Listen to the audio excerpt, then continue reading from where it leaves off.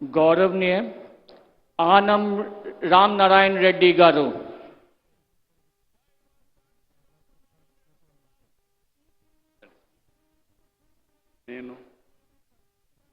ఆనం రామనారాయణ రెడ్డి అనే నేను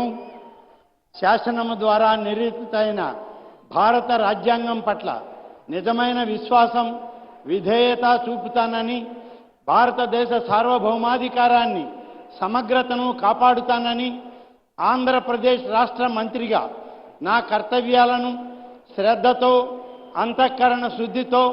నిర్వహిస్తానని భయం కానీ పక్షపాతం కానీ రాగద్వేషాలు కానీ లేకుండా రాజ్యాంగాన్ని శాసనాలను అనుసరించి